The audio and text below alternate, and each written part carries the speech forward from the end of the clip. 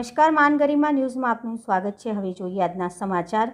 સમગ્ર ગુજરાતમાં આદ્યશક્તિની આરાધનાના પાવન પર્વ નવરાત્રિની ગરબા પ્રેમીઓના કાગડોળી રાહ જોતા હોય હવે નવરાત્રિ પર્વના આડે માત્ર ગણતરીના દિવસો બાકી છે। જોકે ખેલૈયાઓ અને માઈ ભક્તો નવરાત્રિ પર્વની તમામ તૈયારીઓમાં લાગી ગયા છે।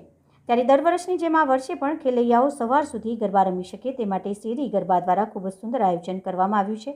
શેરી ગરબા આ વર્ષે તેમના ગરબા સિટીની પ્રાર્થના ઉપવન ખાતે આશરે 2 લાખ સ્ક્વેર ફૂટની જગ્યામાં 30,000 લોકો રમી શકે તેવી તૈયારી સાથે આવી રહ્યા છે। શેરી ગરબામાં આ વખતે ગામડાની થીમ પર લીપણવાળા ડેકોરેશન તૈયાર કરવામાં આવે છે। સાથે પ્રાર્થના ઉપવન જેવી વિશાળ જગ્યામાં શેરી ગરબા વિવિધ વેરાયટી ગરબા સાથે 3 સ્ટેજ લઈને આવી રહ્યા છે, જેમાં એક સ્ટેજ વિલેજની થીમને આધારિત, બીજો કલાકારોનો સ્ટેજ જ્યાં ગુજરાતના સુપ્રસિદ્ધ કલાકાર આવીને માતાજીના ગરબા ગાશે અને ત્રીજા સ્ટેજની વાત કરીએ તો આ સ્ટેજ પર ટેકનો ગરબા થવા જઈ રહ્યા છે, જે ગરબા લવર્સ માટે એક યુનિક ગરબા રહેશે। સાથે આ ટેકનો ગરબામાં ખેલૈયાઓને ઝૂમવા સુપ્રસિદ્ધ નેશનલ અને ઇન્ટરનેશનલ કલાકારો દ્વારા ખેલૈયાઓને એનર્જેટિક ગરબા પણ રમાડવામાં આવશે। શેરી ગરબાના મુખ્ય આયોજક કુતુલ પટેલ, જય જોશી, જયમીશ શાહ છે। શેરી ગરબાના મહત્વ વિશે વાત કરતાં તેમણે જણાવ્યું કે પહેલાં શેરીઓમાં જે ગરબા થતા હતા તે લુપ્ત ન થઈ જાય તેમજ તમામ વર્ગના લોકો શેરી સ્ટાઇલમાં ગરબા રમી શકે તે માટે અમે શેરી ગરબાનું આયોજન કર્યું છે।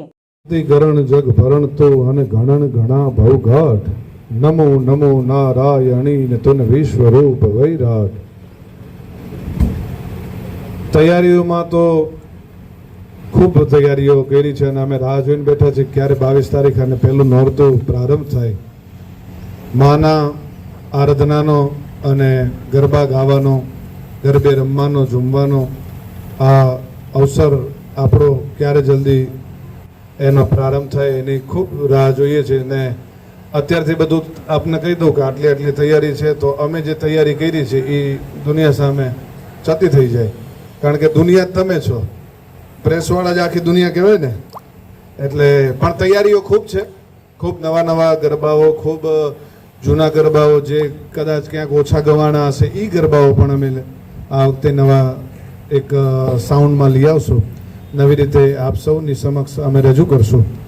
અને શેરી ગરબા છેલ્લા આ 5મું વર્ષ, તો શેરી ગરબામાં તો મારું 5મું વર્ષ છે આ શેરી ગરબામાં। શેરી ગરબા લઈને તમારો અનુભવ? યસ, શેરી ગરબાને લઈને જ હું અમદાવાદમાં મેં ગરબા સ્ટાર્ટ કર્યા તો એ શેરી ગરબા સાથે જ સ્ટાર્ટ કર્યા છે। અહીંયાથી જ શુભારંભ થયો છે અને હજી અમે સાથે જ છીએ। અને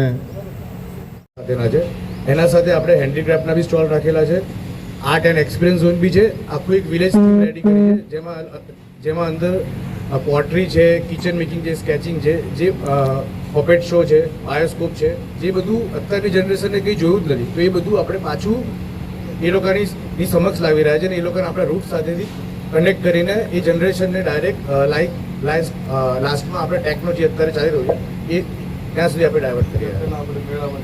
હા, જેમ કે પહેલાં આપણે મેળામાં જતા હતા, મેળામાં દરેક વસ્તુ હતી। 9+ ઝોન છે અહીંયા, તો 9+ ઝોનમાં એ લોકો એમાંથી જે પણ એમને એમિનિટીઝ યુઝ કરવું એ કરી શકે છે અને જે બી ડિફરન્ટ ટાઈપના એમના જે બી ગરબાનું આજે મન છે કે આજે એમને બ્રિજાજભાઈને સાંભળે તો આજે બ્રિજાજભાઈમાં જશે, પછી એમને મન છે કે આજે ઢોલ સૈનામાં ગરબા રમવા છે તો ઢોલ સૈનામાં એક જ ટાઈમ પર એ લોકો કરી શકશે, એક જ દિવસ।